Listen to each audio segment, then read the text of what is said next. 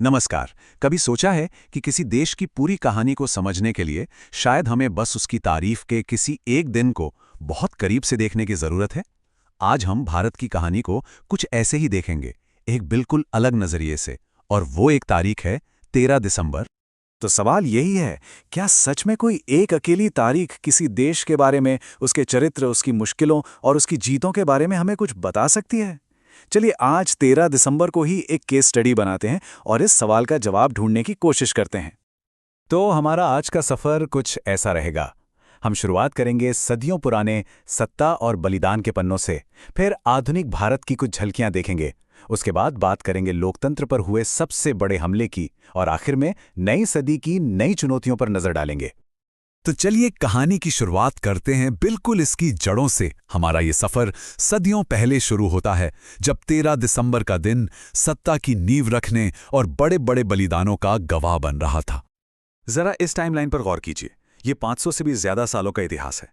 साल 1232 में गुलाम वंश के शासक इल्तुतमिश ने ग्वालियर के किले पर कब्जा कर अपनी ताकत बढ़ाई। फिर सदियां बीत गईं। 1675 में ठीक इसी दिन सिख गुरु तेग बहादुर जी ने दिल्ली में शहादत दी। बलिदान का एक ऐसा पल जिसे भुलाया नहीं जा सकता। और फिर देखिए 1772 में नारायण राव सतारा के पेशवा बने और एक शक्तिशाली राजवंश की कहानी आगे बढ़ी। एक ही तारीख और उस पर सत्ता के किस्से भी हैं और सर्वोच्च बलिदान की दास्तान भी। चलिए अब कहानी में थोड़ा आगे बढ़ते हैं, 20वीं सदी की तरफ। ये वो दौर था जब भारत की एक नई, एक मॉडर्न पहचान बन रही थी। एक ऐसी पहचान जो अपनी परंपराओं और आने वाले बदलावों के बीच एक रास्ता तलाश रही थी। 20वीं सदी में पहुंचते ही भारत की कहानी और भी दिलचस्प हो जाती है। एक तरफ 1921 में बनारस हिंदू यूनिवर्सिटी का उद्घाटन होता है, जो दिखाता है कि देश के लिए शिक्षा कितनी जरूरी है। फिर 1961 में मंसूर अली खान पटौदी अपना क्रिकेट करियर शुरू करते हैं। खेल को लेकर वो जुनून साफ दिखता है।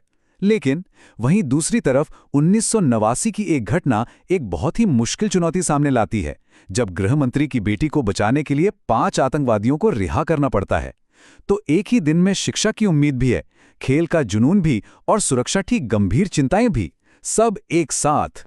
और अब हम उस एक घटना पर आते हैं जिसने हाल के इतिहास में 13 दिसंबर की तारीख को हमेशा के लिए बदल कर रख दिया। ये वो पल था जब भारत के लोकतंत्र के दिल पर सीधा हमला हुआ था।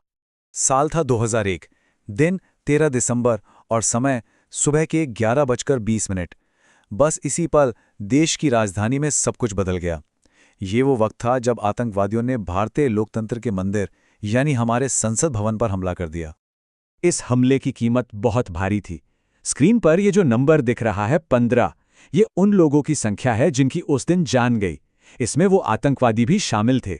ये नंबर हमें उस दिन हुए नुकसान की हमेशा याद दिलाता है। हुआ ये कि आतंकवादियों ने संसद की सुरक्षा को भेद दिया, और ये हमला ठीक तब हुआ जब संसद का सत्र चल रहा था।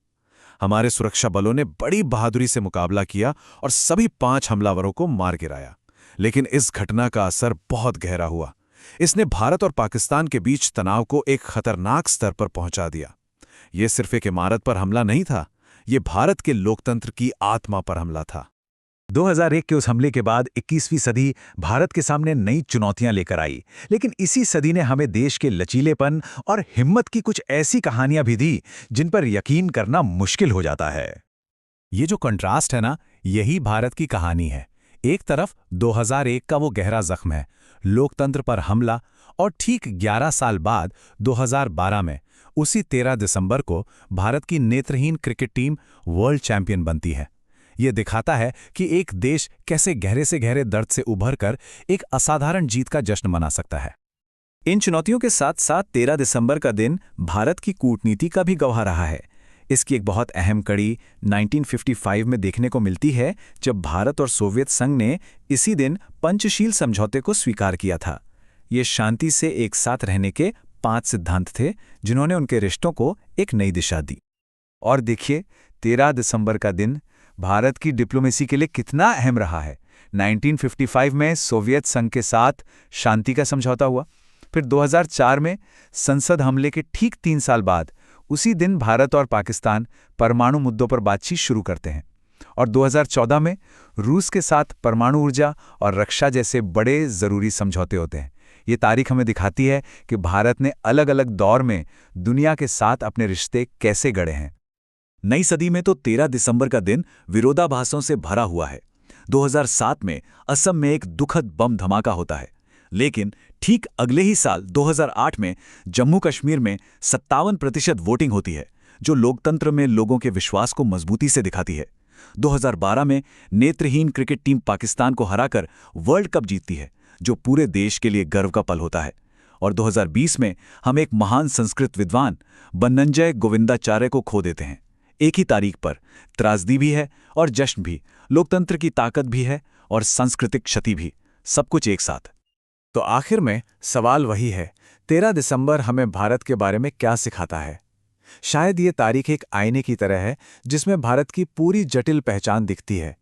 यह हमें सिखाती है कि भारत सदियों पुराने संघर्षों, आज की बड़ी बड़ी महत्वाकांक्षाओं, गहरे घावों और असाधारण जीतों का एक मिलाजुला रूप है।